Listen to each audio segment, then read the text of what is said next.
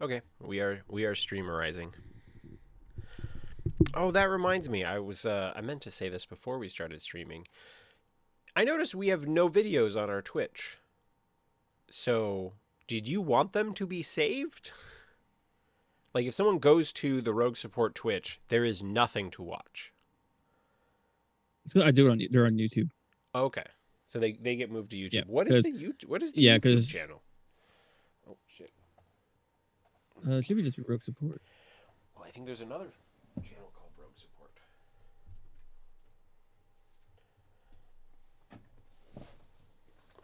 I was trying to find it. I was going to check and see which shirt I wore for the last one. I was having trouble finding it.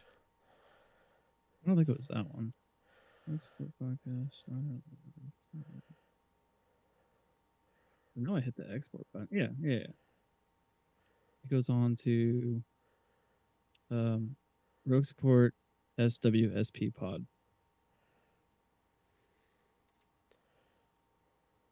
Apparently, I forgot to upload the last one. Oh, Is it all one word? I gotta send you the. Yeah. This is easier.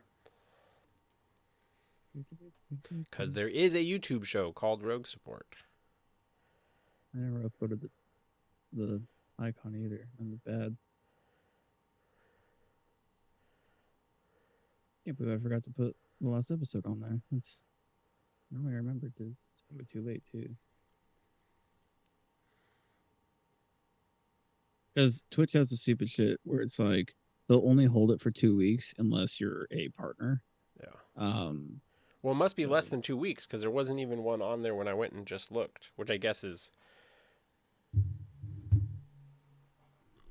yeah, that's really weird. They should hold it for 2 weeks. I did not see anything. Oh well. That's sad. Yeah. Let me get this posted up places.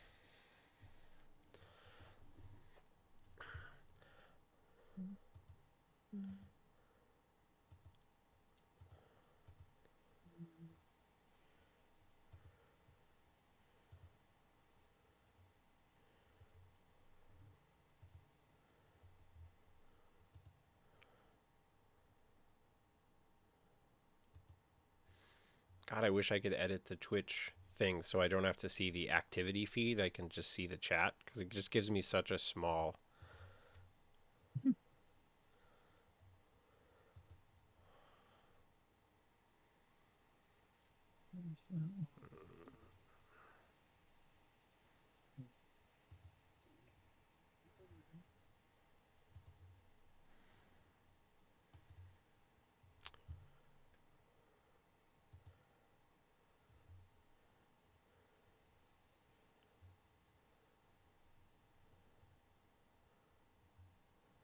Oh, wait a second.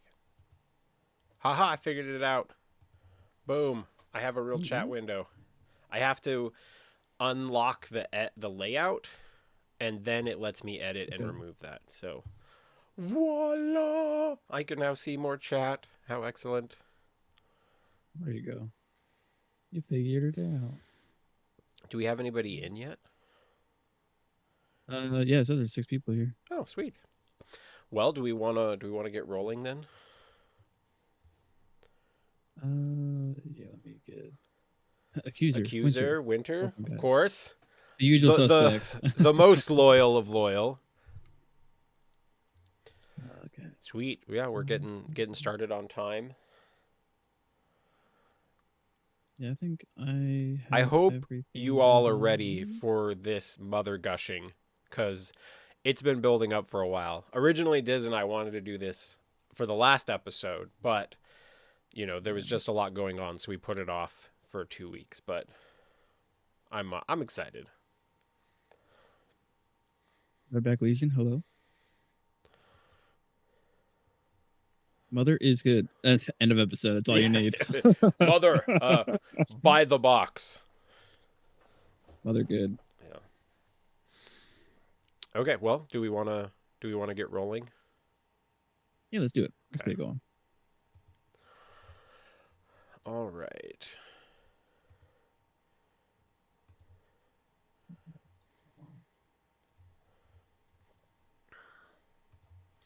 Gonna start some recording. That is a thing that we do.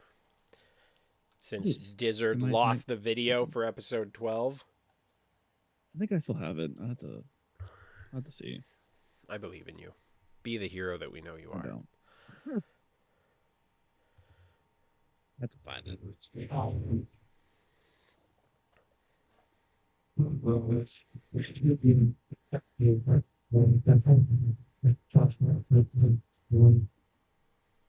Welcome, my young apprentice. Stretch out with your feelings. You like bringing you warm, or I can bring you in cold.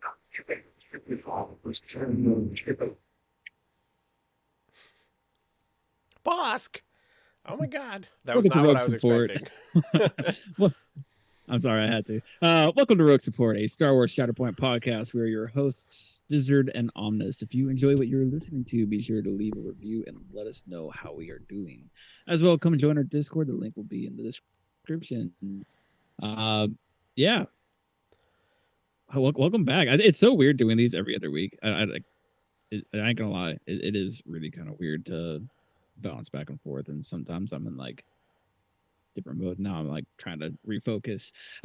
Anyways, how have you been the last 2 weeks? I know you've been busy and Yeah, well, I mean, I had to take a little Shatterpoint break because I had to get the stuff ready for WTC, and I just sometimes you just have to respect your own kind of mental bandwidth, right? Like you Yeah. just kind of got to go, what do I have and what don't I have?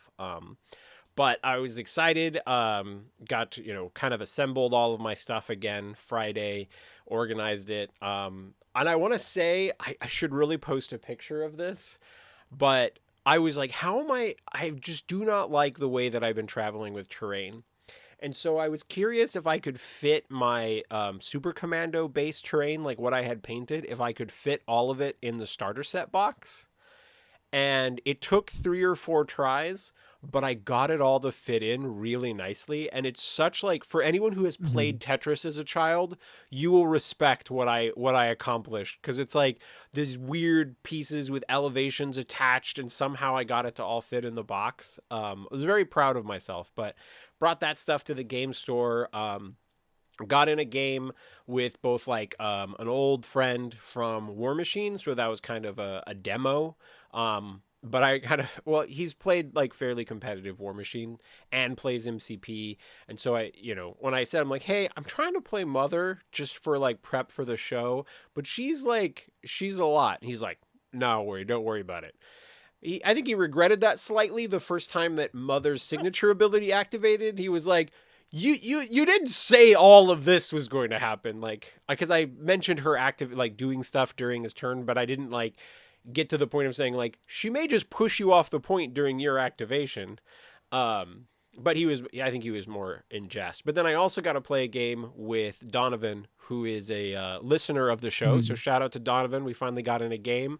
It was actually super fun because he was playing like Vader Grievous droids, and I was playing Mother Asajj stuff basically.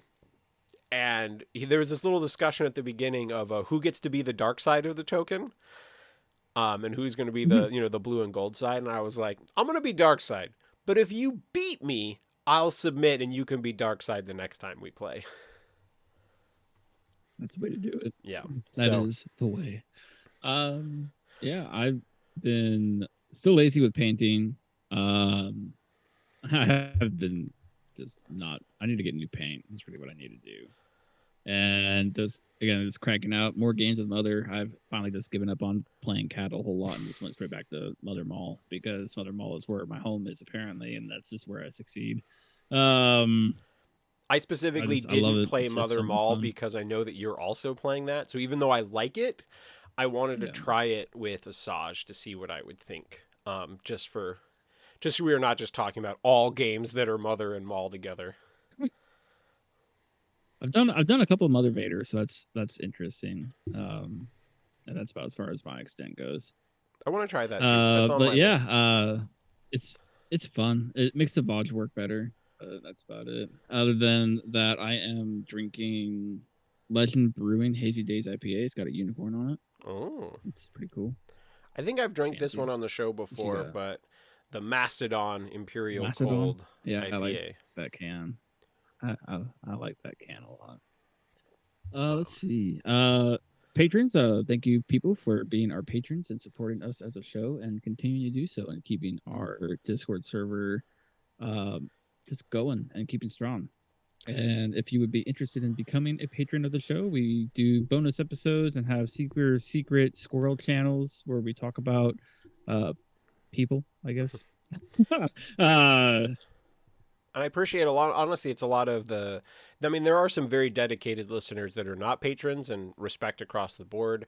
But there's a few patrons who have really kept a lot of like the chats active. And I know I've kind of dropped the ball as of late. Again, it's a mental bandwidth thing. I have not been super active in the Discord, but that's not a long term thing. I just kind of wanted to get back to playing games, and I'm back. And even have some games planned before I go to Denmark. And I did purchase the evening MCP ticket for LVO, so there is a chance that I'll play some Shatterpoint after running MCP stuff all day. Definitely not Friday, but Saturday is a reasonable possibility. nice.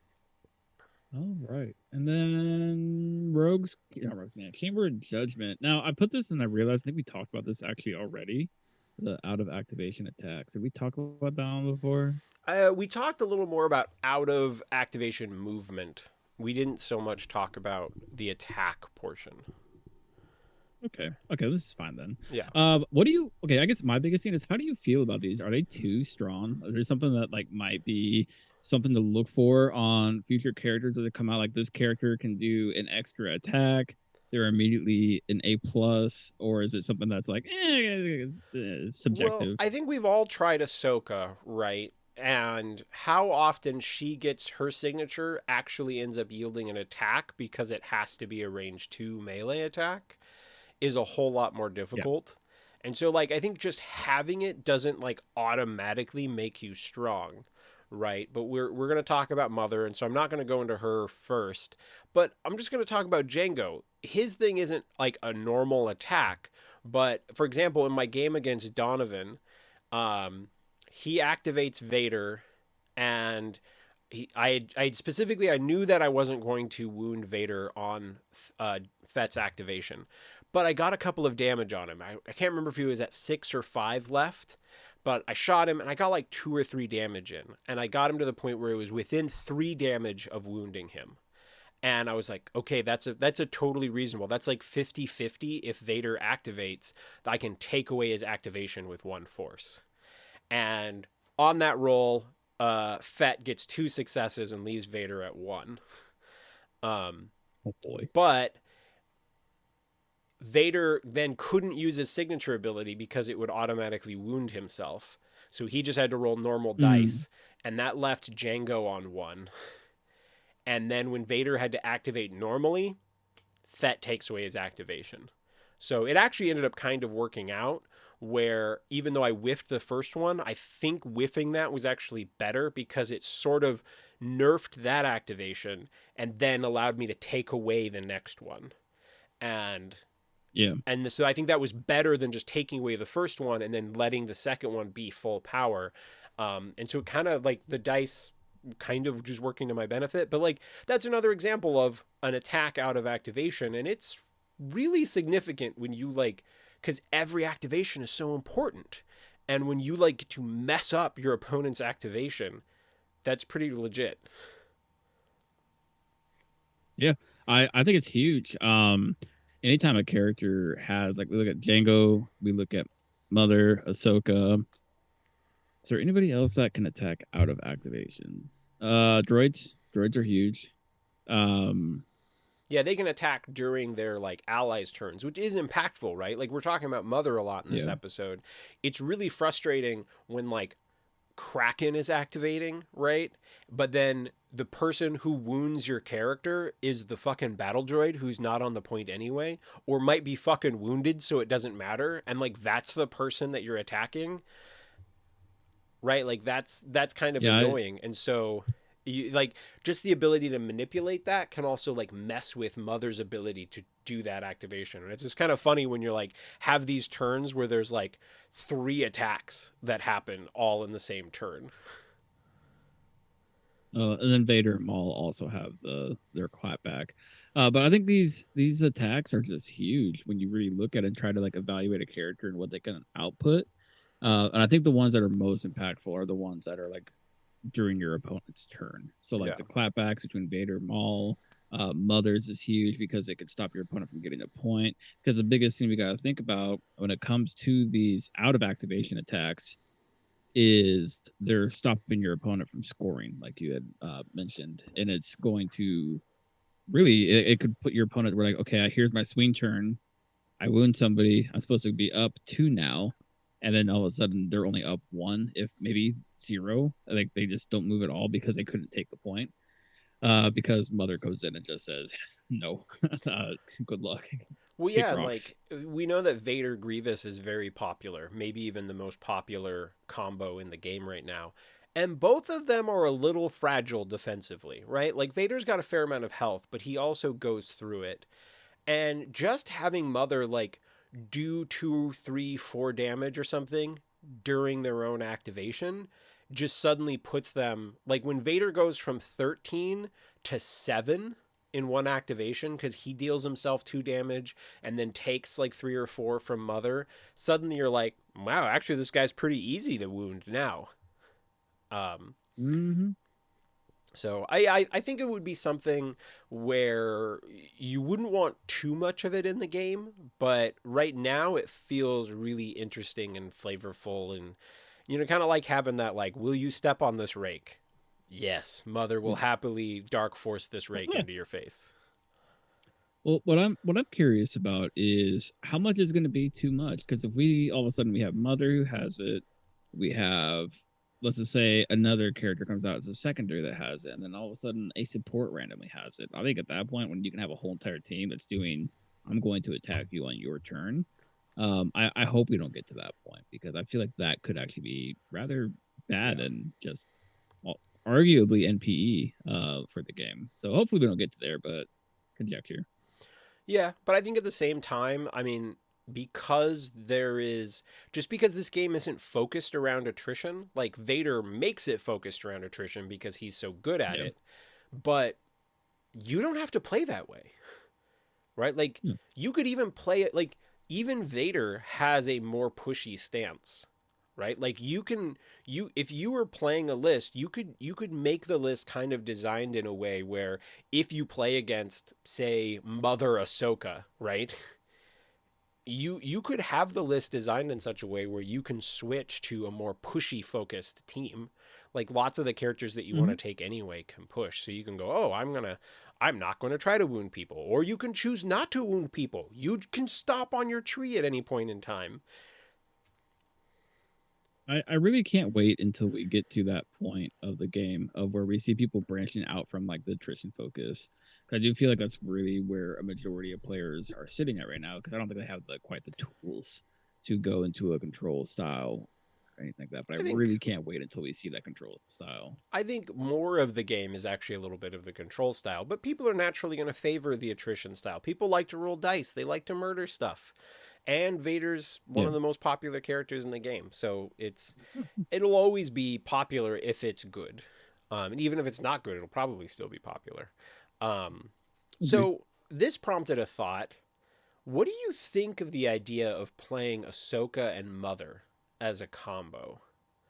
Like to really I like don't think it pushes enough.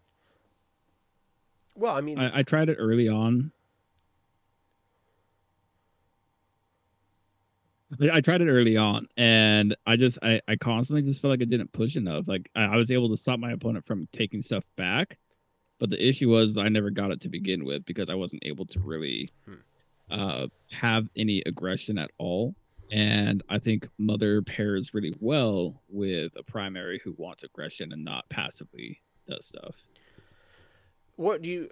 I mean, it kind of depends a little bit on what what you run with them, which is I think something that we're going to discuss in this episode. But maybe that'll be a thing that I try, because I mean I don't want this show to end up being like, we are the Mother Talzin like Lord Maul podcast, Lord Talzin This is podcast. the Mother Maul. Well, Um, I think the biggest issue, and I think we kind of just jump into the main topic here where we're talking about Mother and jump right into like weak points of Mother. And I think the biggest, weakest point of Mother is as soon as she gets wounded, her output and her, like, just her game plan just starts to fall apart. So when you're running something like Ahsoka and Mother, you don't really have the pressure that's going to deny your opponent from going after Mother just outright. so You're why just gonna why go, do you cool, I'm think going her after getting Mother. wounded affects her game plan? Well, number one, I just have the card up. Drain life. I forget what it's called exactly. Yeah, But yes, the her light, the her the drain gaining, life one. it turns off that ability, but I Life don't drain. think that ability is Yep. that essential to her functioning. Like, No, yeah, it dials it it's back a little bit, but her signature is the best part. her signature is the best part, but like once she gets that first wound going on, she loses a little bit of that effectiveness, and then she also starts to lose like what her I trying to like words. I'm terrible with words right now. I'm bad right now, but like I just always felt like every time Mother got wounded, it was the beginning of the downfall with Mother. And like you make a very good point because she really doesn't get taxed because manipulating hand, you're vying to hit that off of your tree. You're not really paying for manipulating hand, and your goal isn't to manipulating hand anyways. Your goal is to have Mother just be which oppressive because which she's got such a feels sick fucking tree. crazy to say. Like, that is one of the Yeah. better abilities in the game, and it's on like a good character, and I don't use it very often. Like, I actually Yeah. used it in the game against Donovan because I got it for free.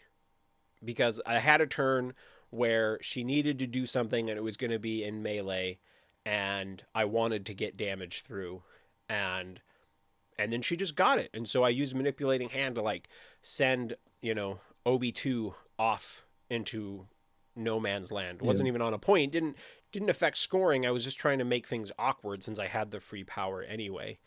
But overall, I feel like the bigger weakness of Talzin is not the pressure on her directly, because honestly her defenses are fine, her health is fine, and like the impact of her getting wounds is not that big of a deal in my opinion. The Yeah. larger issue is the characters who are granting attacks to the not the character who's activating, right? Like, and we talked about it earlier, like if your opponent is really savvy, and right, droids are already very good, when Kraken and Kalani are creating the wound, right, with a droid who might already be wounded themselves, so attacking them like could be not impactful at all. That is, in my opinion, her biggest weak point. And then kind of as Winter's pointing out in the chat, you know, Mother doesn't do as much when you're playing against the teams that are already just kind of very push focused, right? They're just knocking off the point. And so it's you can get stuck in like she's kind of counter attrition. But she can be just kind of fine in like a control versus control matchup. I think she's still good. Like, you're wounds are still going to happen in a control versus control matchup because you're still making attacks. I think I want to explore this thought here, and you brought up a good point where it's like she really doesn't care to get wounded. The more I look at it, I don't know why, but like whenever I play her, I'm looking at her card and I'm like, why do I care if she gets wounded or not? Because whenever I'm playing her and she gets wounded, it's just like, oh my god, I can't believe Leather got wounded. Like, it's all downhill from here. And then of course it starts to go that way. Maybe that's just like mindset, but like I'm really curious as to why that seems to be a feeling. I've talked to other people about Mother too. It's like, God, once she gets wounded, like things start to go downhill. But it's like the only thing that really hurts her for being wounded is life drain, now cost of force, which you're probably just not going to do anymore. Yeah, Like so her identity, you don't need force. You don't need force for her active well, turn really at all. so I think You I can really answer your don't. question, and this leads to something I was going to say anyway. Um, it depends on Mm-hmm. how much you're leaning into the Dathomirian synergy, right? Like if you Mm-hmm. are playing Savage and the Acolytes, then her getting wounded feels more impactful on your team, right? Mm-hmm. Because honestly, I'm at a point where I think the Acolytes and Savage are only in consideration for those synergies. If those Yeah, synergies were not on the that's table, fair. you would not even consider playing them, right? If it wasn't for her, healing ability and her, beginning of activation ability, you wouldn't even consider Sauvage or the Acolytes. You would be running other stuff every game. Yeah, Um, that's completely and fair. so I think if you're playing the full box as itself, like if you're playing Savage and the Acolytes, then you're going to feel it more because you kind of want those synergies to all kind of interwoven with each other. Um, but I'm hitting a point, and maybe this is jumping ahead a little bit in topics, but we're tangential, and I'm supposed to be wild omnis anyway, so I'll jump around a little bit. Um, but I'm starting to lean towards not really caring about the Dathomirian synergies that much. Because what I'm finding is like the acolytes seem cool if I could use them in a way that doesn't like the acolytes feel like they're better in like non-mother lists, if that makes sense. Yeah, Like I feel like the I uh I feel I like was gonna say like, I love that. I love them under Maul, but I don't really care for them under Mother. I really don't.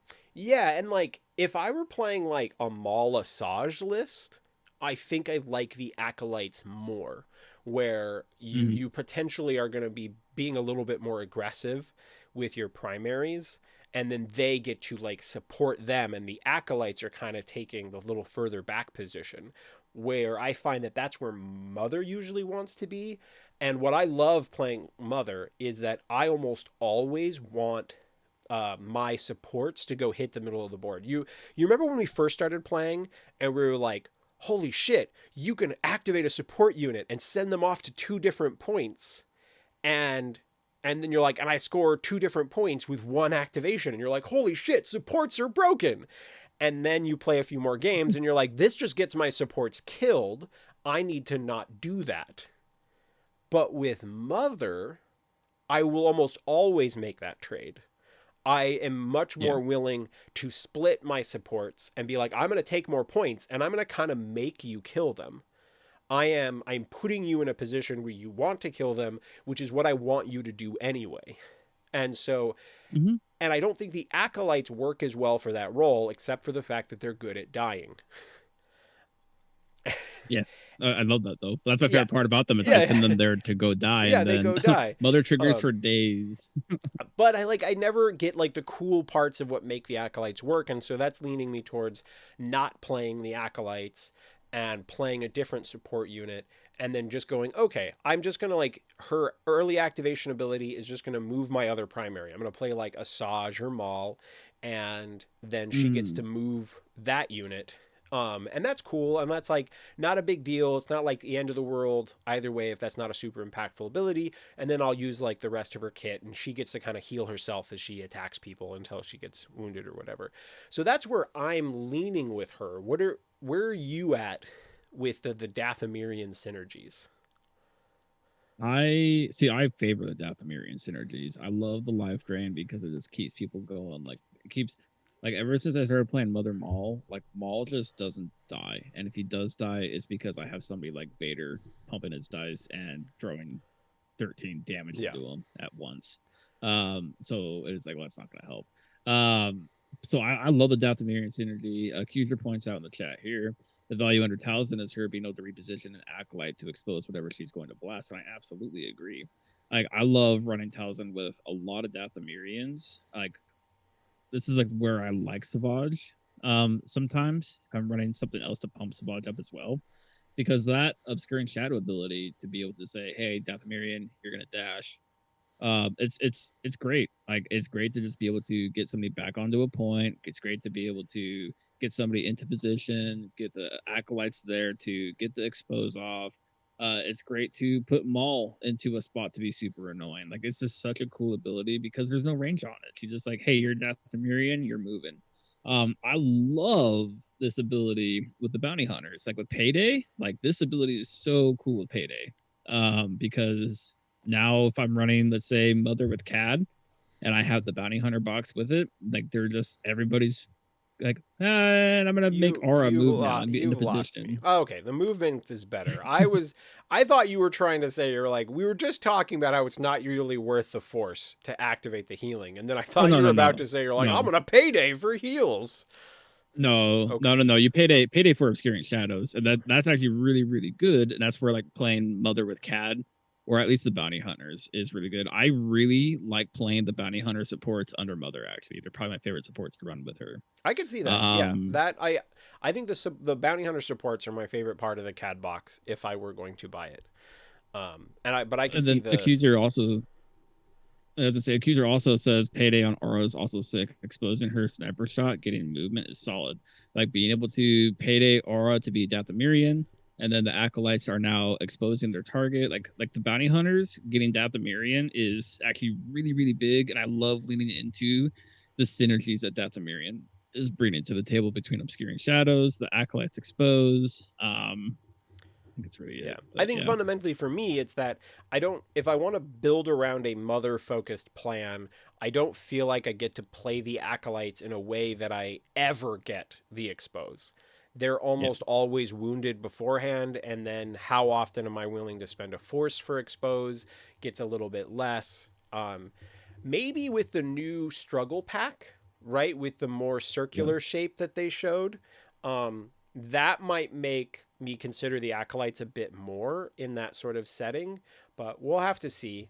Um, but I guess we can talk advantages a bit Yeah. because we've mostly kind of focused on some of the downsides, and like where she's powerful, right, is like Vader and Grievous are like very common in the meta right now, like two of the most Hmm. common characters in the game, and they are like the perfect characters for Talzin, right? Like they're so easy for her to push off points. Like they don't have any sort of protection most of the time. They don't have great defenses when they're in their offensive setups, like, and she just like they're just perfect targets for her, so she's kind of preying on the predators, which I think is super sweet. Hmm. um and just overall, I like her kit, and I genuinely feel like you can build her lots of ways. Like we've only scratched the surface of different ways that you could build her.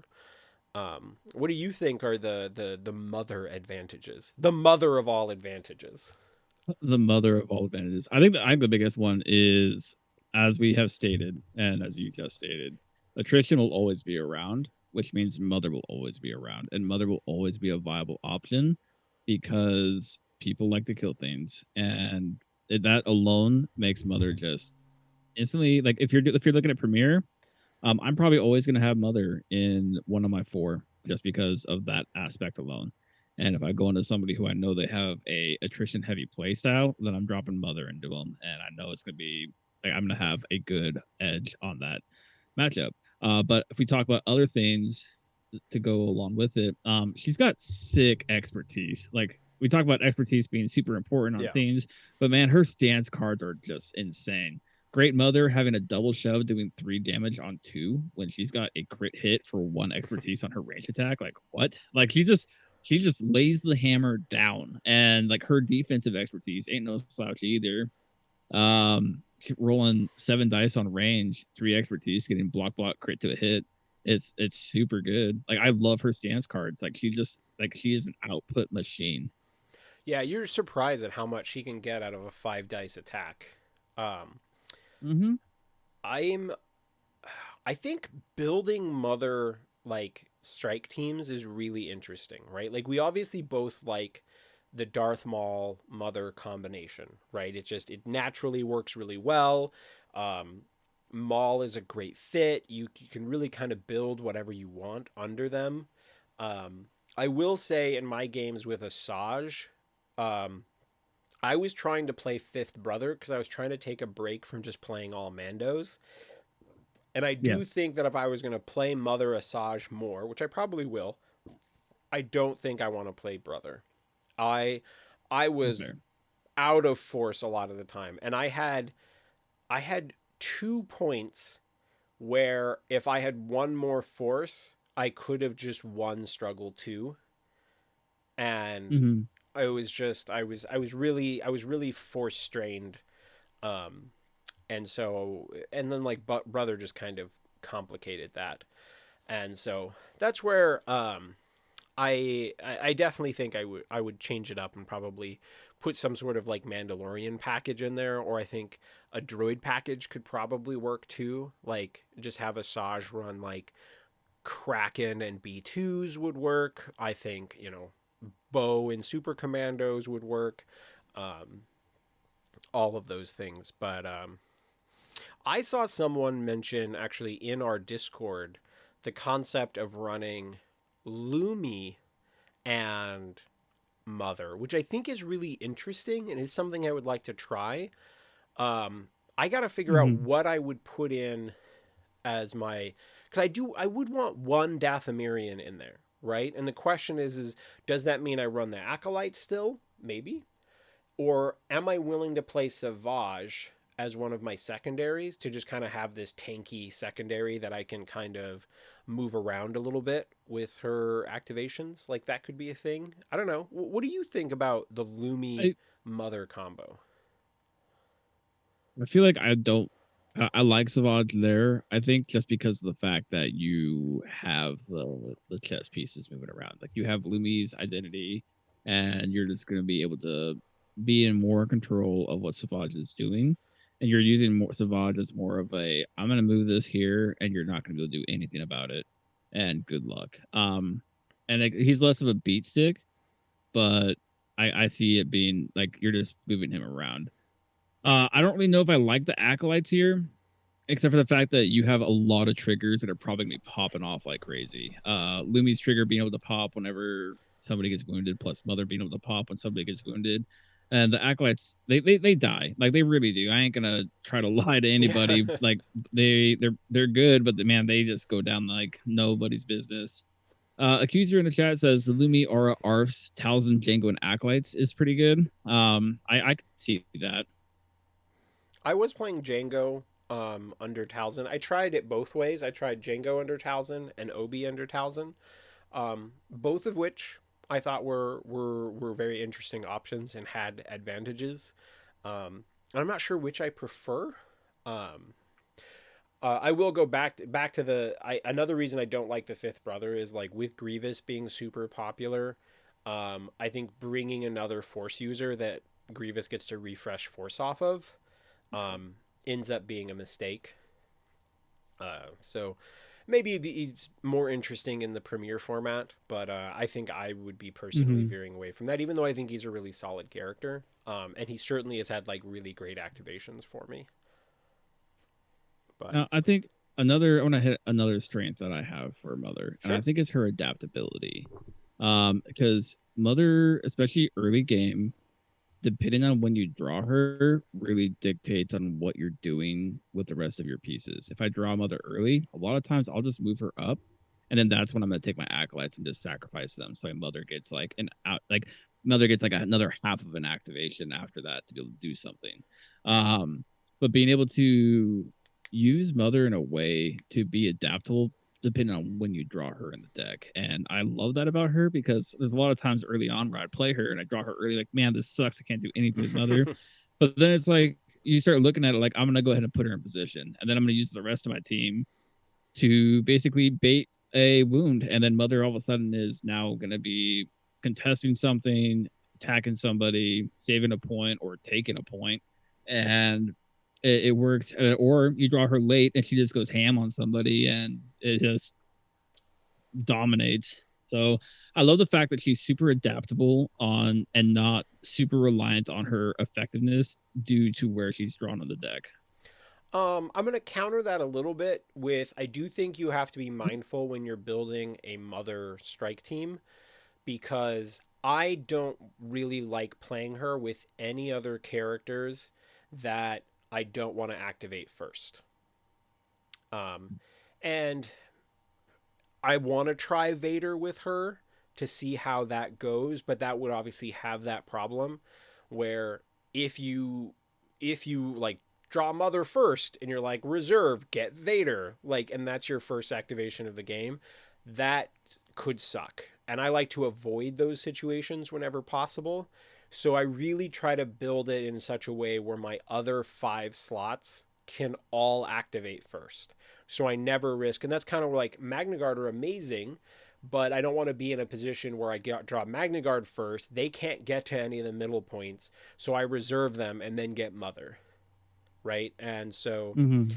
I whereas I think after turn 1, she's pretty much fine to go almost any time, but I I still think you want to be mindful of not building a team that has too many characters in it that don't want to activate first, that don't want to like go hop and immediately be on a midline. And so that is still something I think to be mindful of. Maybe that's an advantage um of the Lumi version, because that's a primary, like Lumi's fine being your first activation and going hopping on a middle point. Like she does not give a fuck.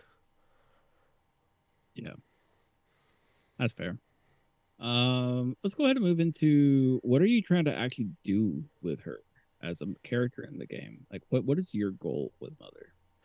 With the Mother herself or with Yeah, like your team goal? I think let's focus on like Mother's activation or what you want to do with Mother, like positioning wise, what her goal of play is, what your play patterns are with Mother. Well, I think the first thing, your first goal with her is to try to get her into a position where she can kind of react to multiple characters Mm-hmm. getting wounded, right? She wants to be able to threaten multiple directions, and so that's something to be mindful of every time you move her is what is her dash plus range 4 going to look like from that new position. Um, Past that, I think you're also trying to be mindful of she doesn't really want to be on the midline. She can eventually, but does not want to end up there early. Now, in addition to that, you her own activations are a lot more complicated, right? Because you have access to manipulating hand. Doesn't come up all the time, but you always during her activation have like a free move someone.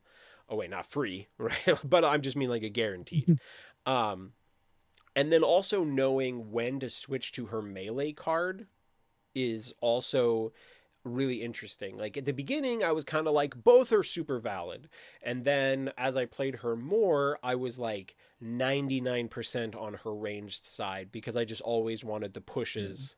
But then as I've played her more, there are times where I want a little extra melee defense, and there are times where she just has to, she has to stick that blade in a motherfucker, Like, she Huh. just, she's got to cut a bitch. And to know when is the right time to switch into that, especially um um that can be especially easy like if she's reserved already and you want to shatter point her, they can be really easy for you to switch into the melee mode because you get to control when you activate her again and then can switch her back to the range mode if you want. Um, but I think overall your goal with her, like where she begins feeling really powerful, is when you can go, I know you want to wound these characters. I'm then going to respond and potentially like mess up your turn. You do also want to be mindful when you're playing her of like look at the board when you decide which side of the table that Mother is going to be on. What do the midline objectives look like? How much terrain is there? Is it going to be easy for someone to pin themselves behind some crates or like with crates behind them so that they can like get onto the point, wound someone, and then Mother can't push them off? Like if that looks easy to set up, then maybe Mother should be on the other side of the table. What do you think, Diz? What is your goal with Mother Dearest? I think a lot of stuff that I look at, and you talk about positioning and like table terrain and all that. I think one of the biggest things I like to look at is where are my ladders. If I see where my ingress points are, it really dictates where I put Mother. Because if I have one side of my table that is like very heavy ladders and one side of my table is not heavy ladders, I'm putting her on the heavy ladder side because being able to ingress off of her dash on the identity like makes it so much stronger. Because if she's just stuck to the same level and not able to get up or down, then she's not able to influence points. Whereas if she's on a side that has heavy ladders, she has potential to influence points off of her dash, which is great. So I So like to look at where my ingress points are. before you jump past that point, I do want to say Mhm. I think you also have to be mindful of how many ladders you give your opponent. Because after the first Yeah. round, when a lot of people are kind of already around the midline, right? And you see people like move into position and then shoot, but they still have that spend a force to dash sort of effect sitting on their card. You don't want to like, oh, I activate Talzin, push you off a point, and then they're like, okay, I'll just spend a force, dash, and go right back up to where I was, right? And so you do Mhm. have to be kind of mindful of that. So it's a double-edged sword where you want her to have ladders, but you also got to accept that ladders can backfire on you. So I do find like Absolutely. whether you're running the acolytes, um, the idea of having double jumps on her side, so it could be like her Django acolytes or her Django and then anyone else with jumps, anyone who can like kind of manage the terrain very well, so that if you do want to put her on a side that has a lot of terrain and stuff that she might struggle with, that that kind of like the rest of her team may not, to kind of balance that out and give you Yeah. flexibility as to where she goes. Absolutely. I think that's huge. And as well, like my actual gameplay, I'm opposite of you. I like to jam Mother Central as much as possible because I that's where she works. That's where she's Danger getting the money for zone. her. Like it's super scary, but like Okay. there's more oftentimes than not than her being central. She just wrecks face and she just puts people out of their misery and says, "I am here and I am staying here." Because she's great defensively. Like she and also I okay. So to be fair, I run OB2 with Mother, like, and so that changes this a lot to Yeah. where it feels really good. And I will caveat that I run OB2 with Mother that allows me to really favor this play style of her.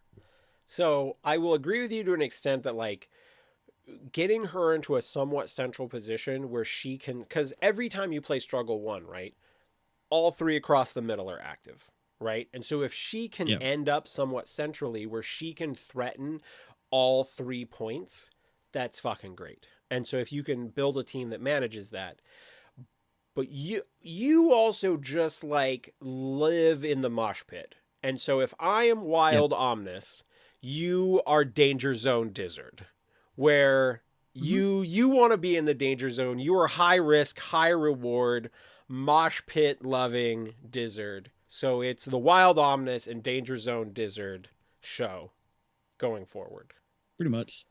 But I think, like I said, like I will say, like I love putting her there. I hated it before I started playing OB2 there. Like I wanted to put her there. Like wow, she reads like she wants to be central of the board, but I don't want her to die. And then OB2, I started jamming him in there, and man, once I put OB2 in there, I was like, yeah, Mother's you're not hurting Mother, and she's gonna touch you in the worst of places. Good luck. So that's I love playing her super aggressively because man, does she put out damage. Like like she just takes people out like crazy, or she just hits a double shove, 3 damage on 2 successes.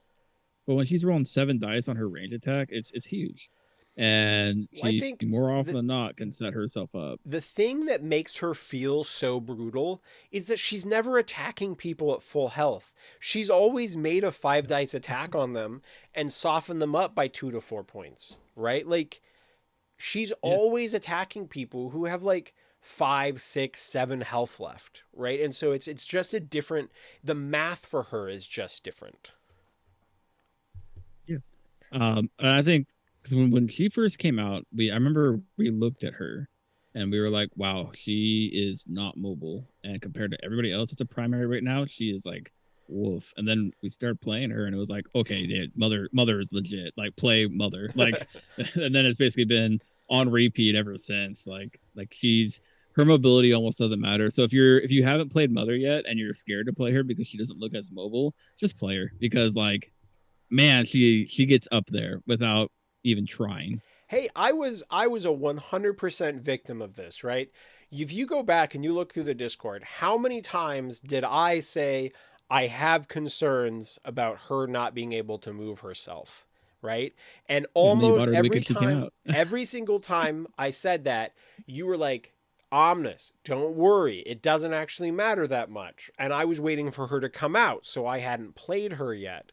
But Yeah. you guys know I love, like, especially some of like the off like some of the like not as common dark side characters, right? Like everybody likes Beta, right?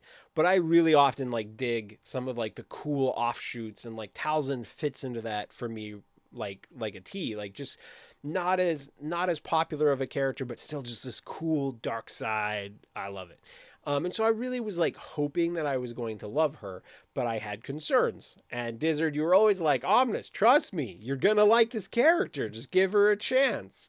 And you were right. You were right. Like, as long as you build a strike team where you have flexibility in your first activation with everyone else, and you're willing to be somewhat aggressive with your supports and such, like, the fact that she doesn't move herself hasn't hurt me. Now, also, somehow I feel like I've gotten a little lucky, and I've never had Talzin come up in like a struggle 2 or a struggle 3 where I've like got to move, and she hasn't, like, she's never been a pull where I'm like, fuck, I got Talzin who can't really move, and like I need to go after this back point. And like that could be a thing that comes up.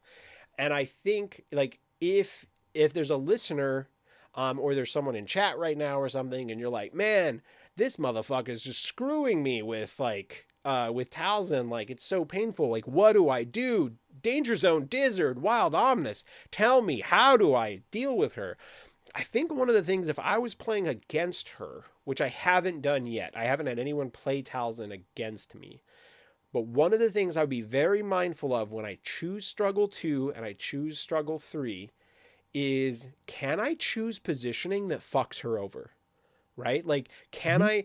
I, obviously your first goal is like just who's kind of in range of stuff. But I think if I was playing against Talzin, I think I might put a little bit more thought into which of these two options is worse for Mother. Because I think if you Yeah. can like negate her impact on a Mother Talzin team, that could be really big. But at the same time, I think Mother is just a really solid primary in general, and Yeah. I do not think it would be weird to just like see Mother played in like a double Mando list, where you're like, I'm Yeah. running the Mando pain, and like Mando's going to do Well, a shit ton of I learn, mean, but I also get Mother's benefits sometimes. Like, that could totally be. I'm gonna fucking play it. I'm gonna play it. yeah. Love them Mandos. And that goes on to our next topic of like, how do you, what do you do against Mother Talzin? And I think you hit the nail on the head right there. Is picking the struggle 2 or struggle 3 to be less advantageous to Mother, even if it's not necessarily great for you at first. If it puts Mother in a position to where she's going to have to work to get back into the game, that already is putting you ahead, to help you out with that struggle. Because if she's just drop dead center and she's where she wants to be and already contesting something, then she doesn't have to move and she's just gonna start laying hammers out everywhere.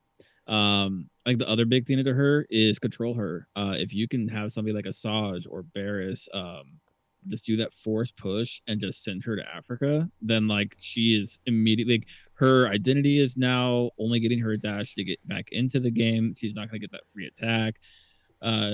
Get pinning Mother is huge, because not being able to move hurts her so much. Now, granted, correct me if I'm wrong, but I'm almost fairly certain that she can still make the attack. Unlike Ahsoka, Ahsoka can't make the attack off of the identity if she can't move, but Mother can. I'm not looking at the card at this moment, but I believe that is the case. That hers Yeah, is not worded where you have to dash to get the attack.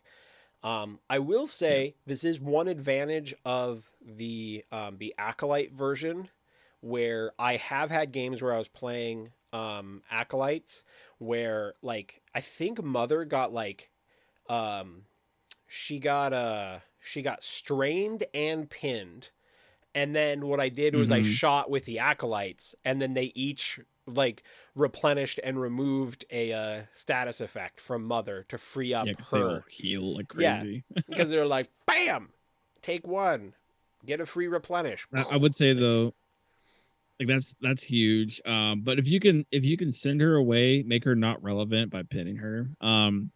I prefer to not wound Mother until later in the game, almost because of the fact of if she's wounded, she can still pull off her identity with no repercussion. Because if I'm playing Mother and my opponent wounds me, I'm gonna leave her in that reserve slot for as long as I can. Because that way I'm just getting, okay, you're gonna wound somebody, okay, I get a move and I get to attack you, and you can't do anything to me now. And it's kind of big. Um, like she's just like, I'm gonna do what I want. You can't touch me. So I don't like wounding Mother for that aspect. Even though I sit here at the beginning, I'm like, I hate when my mother gets wounded. But it's like I'm really kind of coming around on it the more I think about it. Like, actually, I really don't care if Mother gets wounded. I actually kind of prefer it. Because she's you kind want of to just a look after your powerhouse when she's mom. That's wounded. all it is. You're like, how dare Yeah, you yeah. It's fuck just with Mother Dearest? God damn it, Danger Zone Dyzard is coming for you. but I think that's probably my biggest tips is hold off on wounding Mother, especially if you want to wound other stuff, because she's just gonna come after you with no repercussion. Um, Control her and pay attention to the struggle on where she is going to be position wise, and then go for the cronies. Like go for the acolytes if they have them because they're easy to take out.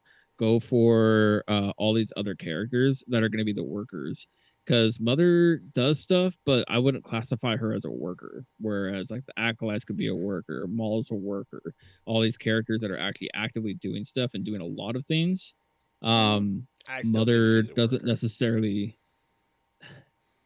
I think she's she's a in a worker. different way though. Like she's a worker in a different way. Like and like Yeah. it's kind of hard to classify her because I know you're all about she's them another character. classifications. Archivist Dyzard. she's she's very much like Maul, where a Mother activation could very easily have a 5 VP swing, and it's huge. Like Maul and Mother are one of the few characters that can do a 5 VP swing, and like that's huge. But Mother does it differently, and like I guess Mother knows best. I don't Yeah. really, like, I'm trying to help, but it's so hard because she's such a just well-rounded piece. Well, I think It's hard to like say what I don't like. well, so I think if you're trying to do counter Mother play, it has less to do with how you're interacting with Mother and how you're interacting with the other Mm, points. And I think there's a lot more times when you're playing against Mother where you want to make sure you do your attacking before you do your movement. Or yeah, you want to move into a position that like hinders what she's going to do, right? But I think a lot of people naturally like move on to the points and stuff first, and I think you have to like think about, right? Like when I was playing my game with Donovan, there was a point where like Grievous couldn't really do a whole lot, and I'm like, remember, Grievous has got a motherfucking gun. Like, remember when you can just shoot someone and then get on the point, like when the B2s can shoot and then they can dash, to get on the point. Like, think about the order of activation of things. Like, can you keep your character in a spot where they can't really get shot and then do all your movements? Because we got like, you can do it in whatever order you want, right? Like, you got to keep in mind, like, say you're playing Mandos, right? Like, you've got these long range guns, and then you can advance and then jetpack onto the point. Like, you can shoot someone super far away and then move to the point afterwards, after Mother has already had her chance to shoot you and failed, like, because you're not close enough, right? Um, and so I think remembering order of activation is going to be really key, and to try to like minimize how often Mother gets to do her bullshit. absolutely. Let's go ahead and hit our last one of what you want to pair her with. Like, what are some? We've mentioned Maul, we've mentioned Asajj.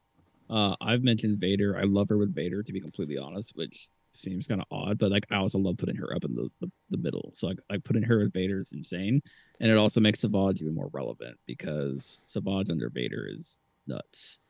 What's some other things you like to pair her with? Well, so the only things I've actually played so far is Darth Maul and Asajj. And those have the natural Dathomirian synergies where it does help Asajj a lot when she gets those bonus dashes from Mother, right? Like that does tune up her game, and it actually kind of saves you force because there's a lot of time where um, Asajj was either going to have to jump or maybe double jump to do what you wanted, and now you get to put her back into position.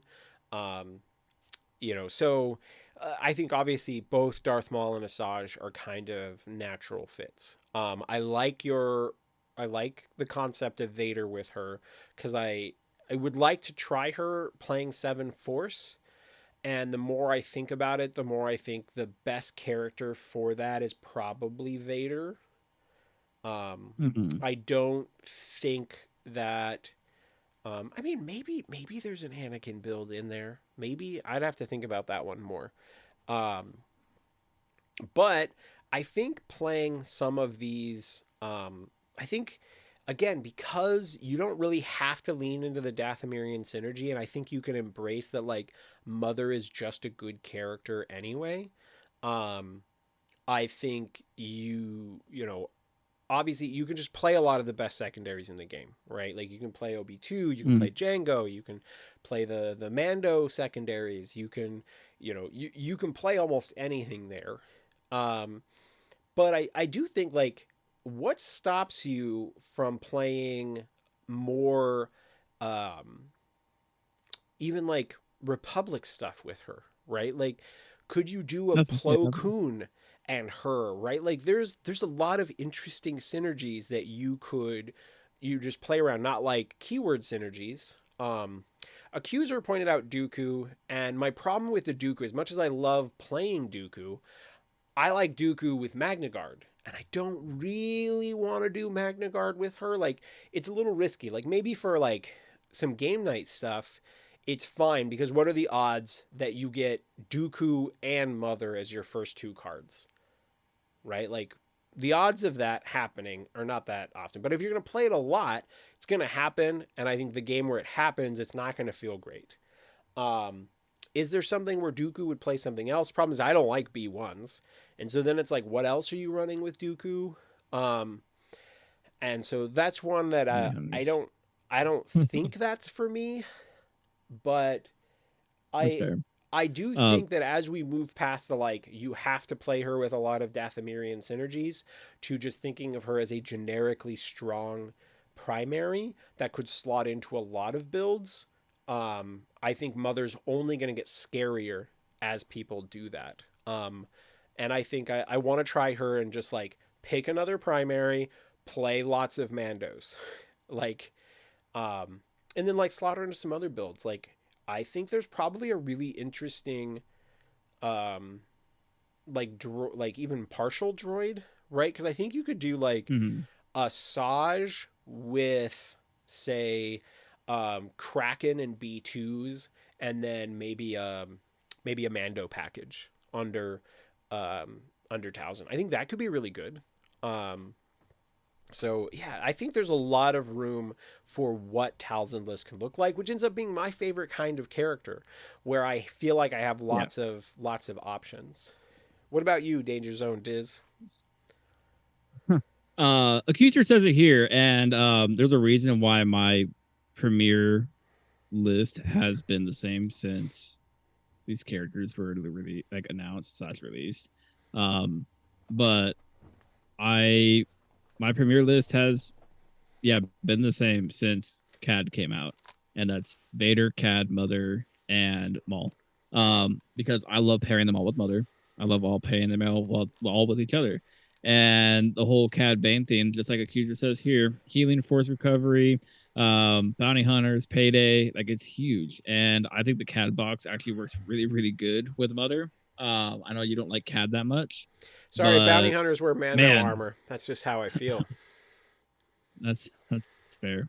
But I think if someone really wanted to run CAD and Mother, I say do it, but make sure you're paying attention to all the triggers because there's a shit ton of triggers you have going on, and you're gonna miss one of them. It took probably 3 games of me playing CAD to remember that he could just like jump randomly when I make an attack. Like it's so big. Like I missed out on so many jumps and like his effectiveness. But like Cat and Mother is such a fun list to play, and it works insanely well. Vader Mother, like I said, Maul Mother, Savage. I'm like Okay, back and forth on Savage. Sometimes I love him, sometimes I hate him. backing up for a second. If I were gonna Hmm. play a CAD Mother list, I was just Hmm. thinking, what if you did Mother with like Django and then like Yep. the bounty hunters, and then put like Hmm. Kalani and B2s under CAD. That could be interesting. I can see that. Yeah, that sounds deadly Gives you a and lot of the annoying bounty to hunter deal. triggers, but then like also just gives you a lot of pieces that can kind of like go hit the middle of the board. Yeah, no, I don't hate that at all. But I think the biggest thing that you hit on is she's another primary that could be pretty much just put into a list and still perform and do what she needs to do. The only thing that she'll miss out on is the dash to Dathomirian. But the coolest thing about that is she could just like not need it. Like Yeah, you I really think she's don't. good enough that like even if you don't get a lot of work out of that specific ability, it's fine.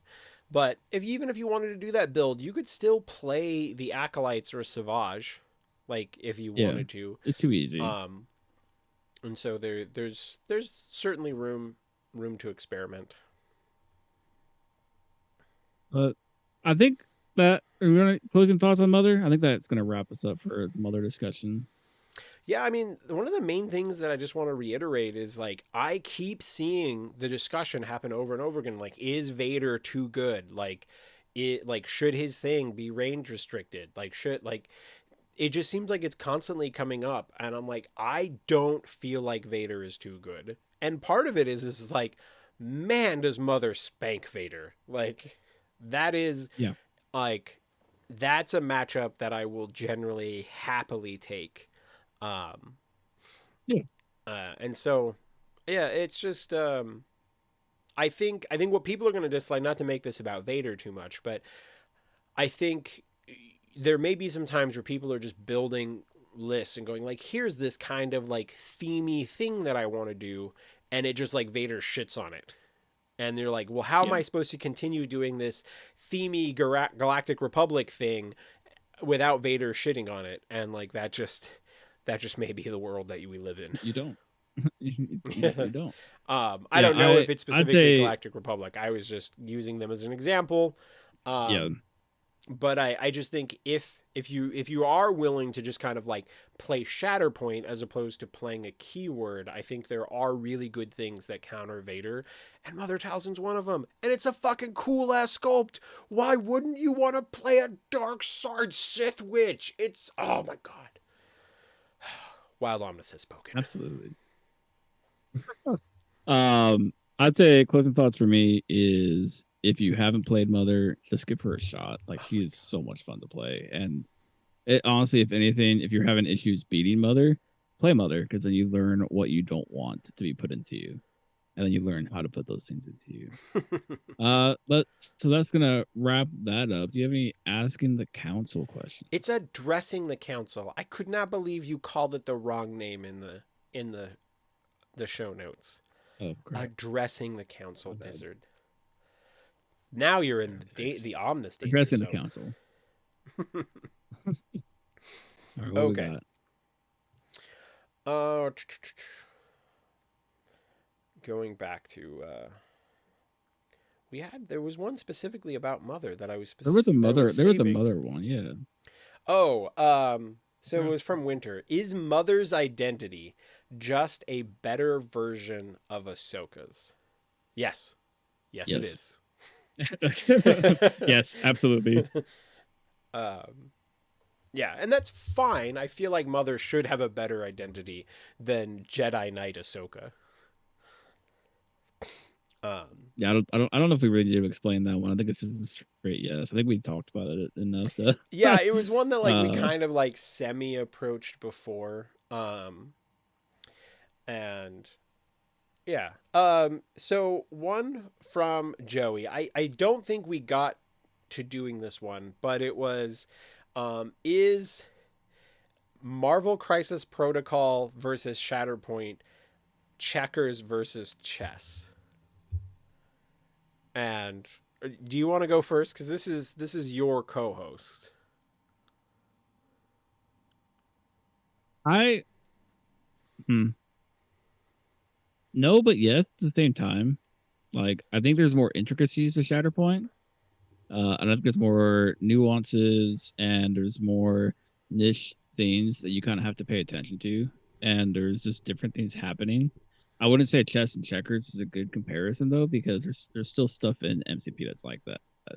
But when I look at Shatterpoint, I think what I love about Shatterpoint is it scratches a tactical thinking on my feet decision making tree, where Marvel is very much a this is how this game's going to go, and there's very few thinking on my feet decisions. It's very much like this should happen, this should happen, this should happen.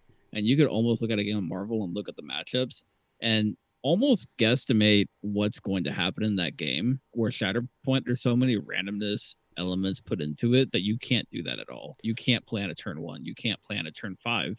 You don't know what's going to happen and who you're going to draw. So I love that aspect of Shatterpoint where the randomness makes it to where it's more of a tactical game, where MCP is a strategic game. I I think always that's hate how much you the lean biggest thing into that's like going. calling stuff random. Like, I feel like it comes across wrong, and It's I think I get what you mean by it, but I think the yeah, way that too many people hear that is they just think randomness, not. And so maybe like my answer to this question is absolutely not. That is not a good comparison at all. It's yeah, much more like chess versus poker. Like you have two very strong games and there's just different elements to them. Originally I thought like is it more like chess versus go, but I think it's actually more yeah. chess versus poker. Would probably be the better analogy. And I say that having played very little chess and very little poker. So we're just gonna have to Well, accept I've that played a this lot of is a chess and a lot of poker, yeah. and I think you're very very off on this take, but I'll accept it. Like My point is I think it's that interesting. I want to hear it.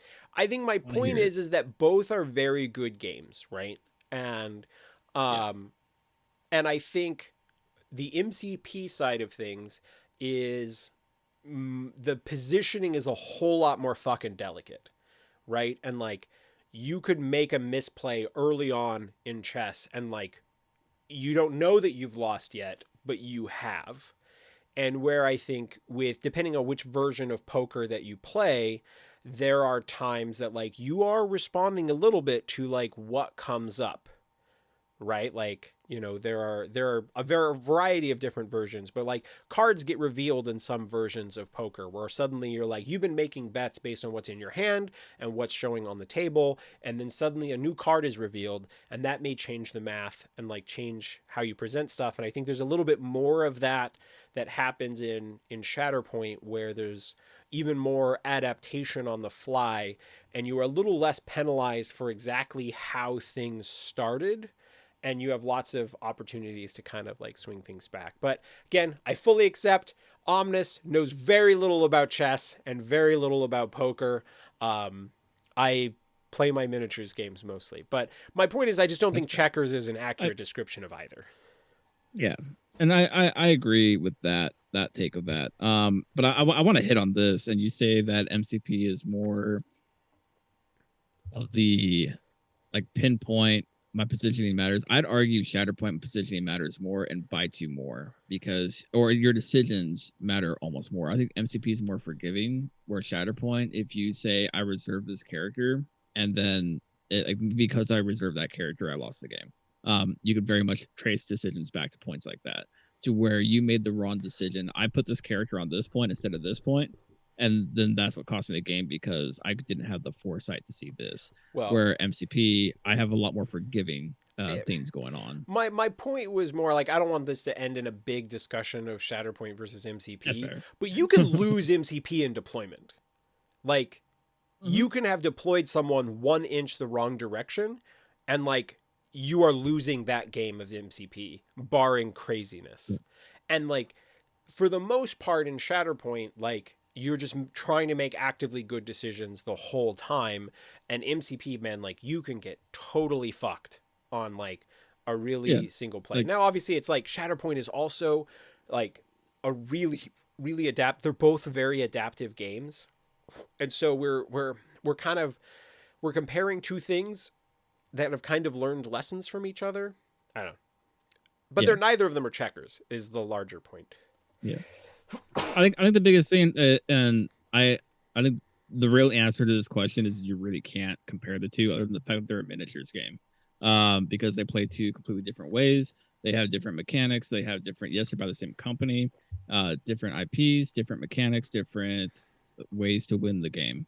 I don't necessarily think you can compare them, other than the fact that it's a miniatures game, and I can say I enjoy this one, I enjoy that one. I enjoy them both, and they both scratch different itches for me. For me, MCP scratches the like planning and strategic and working on a list for hours and hours and hours. Where Shatterpoint is, I want to be able to go play a game and feel like I'm making good decisions and making tactical decisions and wise gameplay decisions. Yeah, I mean, I obviously am playing both, and I feel like MCP has an advantage of designing a roster is more interesting for sure, like easily, Yeah. 100%. Absolutely. You've got 10 different characters. All of those decisions are really impactful. You've got cards to choose from too. It's really subtle, interesting decisions, and like we probably have talked on the phone more in the last month over over the MCP errata than we've ever spoken one on one before. But then in Shatterpoint, there's an element of like I really love the struggle system, and I love how I'm going into the game and I don't know exactly what the struggle is going to be, but I have kind of a basic idea. And it's just like every decision, I just have to make a good decision every single round. And I don't have to, like, I don't have to go, okay, I have to plan out every, like, before I make a single activation, do I have to think about every single one of my possible activations? No, you can't do that every time. That's just not a realistic thing for Shatterpoint. So you're just kind of like, you have to kind of like accept the moment a little bit and just make the best of it. And I find that challenge really interesting in Shatterpoint. But thanks, Joey, for the question. Man, Dyzard, we've finally gotten to do this Mother episode. We did. Did we hit Bojo's question about the ARC? Yeah, we did. Park. Remember the Park discussion? Yeah. But what about this regular versus premiere format? We hit that one. So usually I copy them. Oh, it's in topic. So no, we have not done that one yet. I don't think. Wait. No. Oh, Accuser says we did. Yeah, we did. We're all caught up. We're all caught up on. Yeah. I usually delete them. That one I missed. Deleting it from our like things that we have done. Yeah, I was pretty sure we had done that one, but all right. Man, Dyzard, it's so we still don't know when anything new is coming besides the struggle pack, right? Like we don't even know we've when. Not gotten any news. We still don't even know when Plo's coming. I have a question. Okay. I almost forgot that I wanted to do this one. Sorry, Accuser, I am not coming to PAX in Philly. I do not think Dyzard is either. Yeah, I'll probably just be getting to Washington when it's happening. Yeah. So my question, Dyzard, and so this is sort of addressing the council. What are you most excited to try next? Like after this episode, like, do you already have a list planned out for your next game, or what are you thinking? Like, what is the next thing for you to play? I want to play more Mother CAD, Okay. like not Mother, and I want to play. Oh, I had a list built up that I wanted to, and I can't remember what it is now. Like I don't really care for Jedi. Like if the only Jedi that I'm gonna care for is gonna be, like Ghost Crew and like Luke. But like as far as stuff that's out right now, like Mother Cat's like the next on my docket to like really just fine tune and figure out what I want to go with it. I want to play something with Grievous and Kraken. I've got Grievous painted, and I really liked how he turned out. And I got my B2s ready. I just need to finish Kraken, and then I do want to do something with that. And then I also want to finish my arfs and maybe even do like a black and red version of Rex, and I would like to do something Yeah.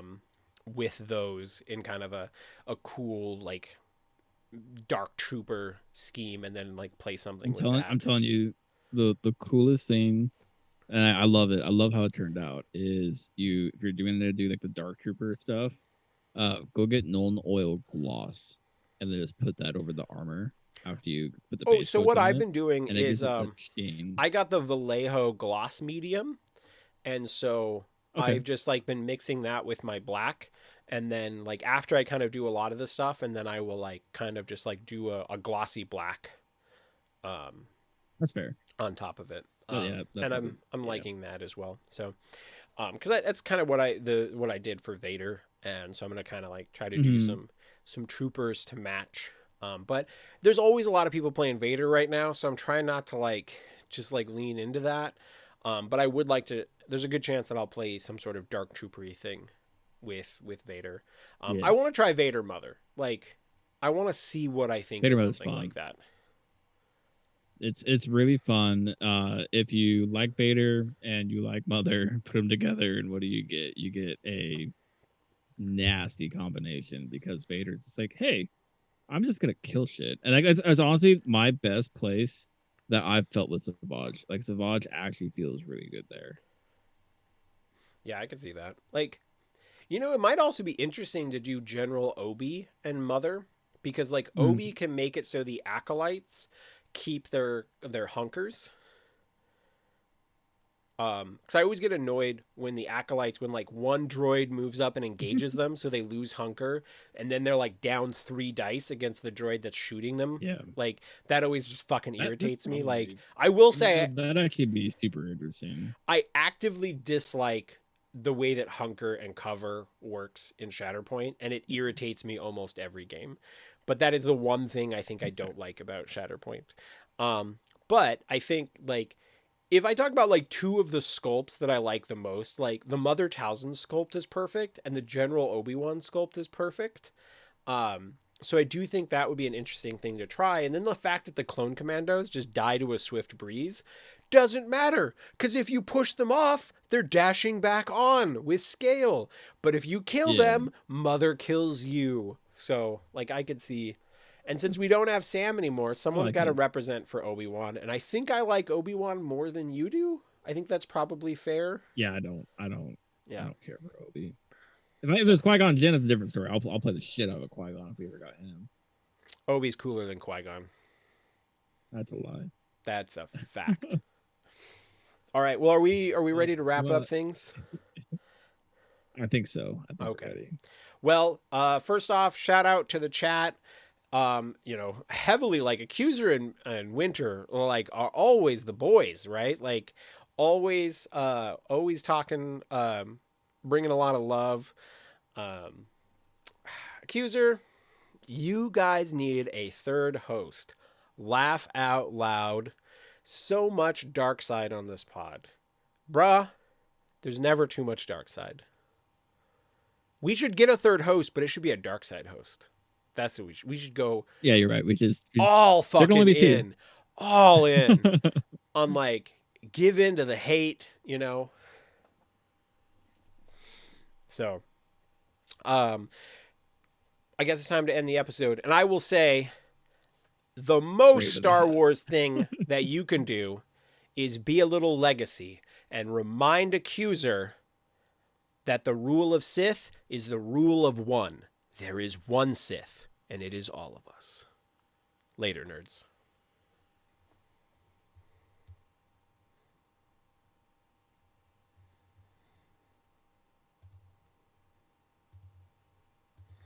All right. I have stopped recording, but I have not stopped the stream.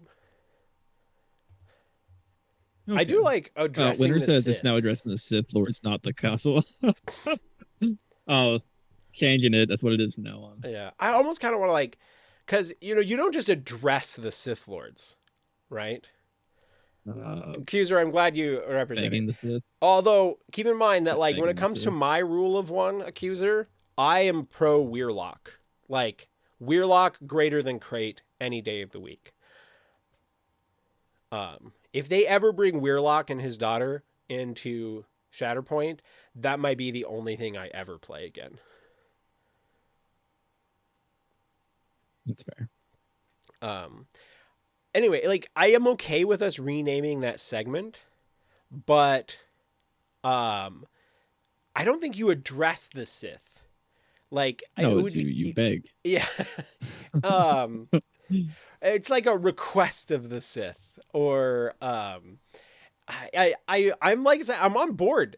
No, Winter, like I'm on board for renaming it. Like we addressed the council because we were trying to throw Sam a bone, but now it's like you know, I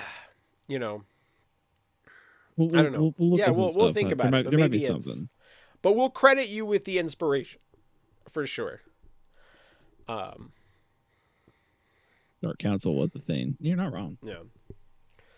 But you don't address them either. It's like you go to them and it's like you're not gonna address them. You're gonna beg for forgiveness and be the Maw friends. No.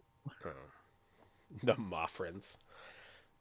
No, we're definitely like I think you and I are both more Sith than we are Imperial. We both very yeah absolutely.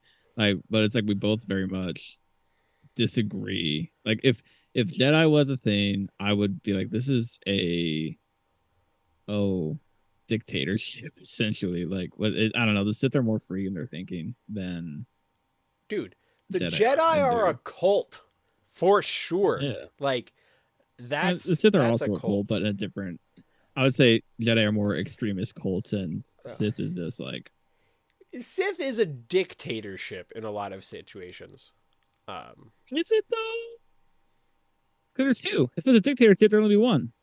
Right, but like one's the master, and one's not the master. I mean, that's not how it always was, but. But yeah, I mean, I think it's also just that when it comes to Sith, like subverting all of your emotions versus like embracing your passions and like your strengths, like I actually think is like a healthier lesson in a lot of ways. Like, and I think that's one of the things, like we kind of talk about conventions, right? And I remember your Rogue Agents episode, like after you went to your first gaming con, right? And I didn't realize at the time that you had never done a gaming con. I had kind of assumed that had already been part of your experience. And you were just like so blown away. Like if you go back, like listeners, if you like, I know there's only like so many of you hanging out in chat, but if you just listen to the Rogue Agents episode where Dyzard experiences Nova for the first time, like it's a truly like crazy thing to grasp, like the first time. And I know like Winter, you're in Australia, right? And so I don't even know if you guys have the same kind of conventions, but I think it's just a really special experience when you get to go to a thing that's like you are just surrounded by people that share your same passion. Like I would say the convention experience is the Sith ideology where you are embracing your passions, right? And like the first time you go to a convention and you're like, oh, suddenly this thing that like almost all my life I've maybe had like some nerd shame about, or like kind of was like concerned of like, oh, if I mention this to my significant other, are they going to think it's stupid? Like, do I hide it from my job? Like, do I tell them what I'm taking this time off for? Like, all those things are things that people have experienced. But then as soon as you are at a con and you're like, not only am I accepted for the things that I love, but I'm not just accepted. Like you're actively like praised for being passionate on your thing. And this applies to Star Trek conventions, Star Wars conventions, gaming conventions, cosplay conventions. Like when suddenly this thing that you are super passionate about and you are just surrounded by other people with the same passion, it's like it's an intoxicating feeling where you're like, wow, people just love the stuff that I love. And like that's why like I have to be Sith. Like that's just a like embracing your passion is just like a that's a thing to live by for sure. And like, Absolutely. so, um, oh yeah. I've heard about CanCon from even back in the War Machine days. Um, and so like I'm glad that you guys at least get the experience, but I know like for the Europeans and stuff, they often like there's not very much stuff that is like an American convention. And Americans like end up with conventions for everything. Right? I was just telling one of my coworkers who's a huge Star Trek nerd, and like he's gone through a divorce somewhat recently, and I'm like, dude, if Star Trek's what you love, because he was kind of talking about like, should he get like, you know, a Star Trek badge, like the communicator, like he wanted to get a badge tattoo, and he always thought his ex-wife would think it was kind of stupid, and I'm like, fuck yeah, dude, just do it. Like if that's the thing that you want to do, it's your fucking body, like. And then I was like, dude, you should also like. It sounds like you have never gotten to be out and be with your people. Like, go to a Star Trek con. Like, just do it. Like, you're gonna have a blast. You fucking love everything about Star Trek. Like, you're just gonna find other people who love that same sort of thing, and you're gonna find that you're just embraced for who you are, and you're gonna feel happier when you accept yourself more. And I know I try to like squeeze some of this stuff into our conversations because I think accepting who you are as a nerd and who you are as a person is just important, and it makes people healthier and happier people. So I try to work into some of this mental health and nerdness. Yeah. I'm actually kind of sad that didn't end up in the episode and that we're not recording this part because I guess it'll probably end up in the YouTube video because like this Yeah, part be on will the still be YouTube. in. But yeah, you'll find that I'm very pro just like everyone should kind of just like be who you are, and like the whole world would be happier if we all got to just be a little bit more of like who we are as a person and love the things that we love, and if we stopped like dragging people down for the things that they don't like. Yeah, my Yeah. work, thankfully my job, like everybody knows that I'm a nerd. Like people, like I'll often assemble miniatures at my desk and ask questions about them. My boss knows when I'm taking time off, it's almost always for a nerd convention of some kind. Um, anyway, later winter, thanks for hanging out with us. But Diz, we closing up shop now? You the boss. Yeah, I do believe so. I think it's time to call All it a right. night and Sounds good. move on. But Later, thanks everybody nerds. for hanging out. It's been wonderful. Aw, he said wonderful. Wonderful.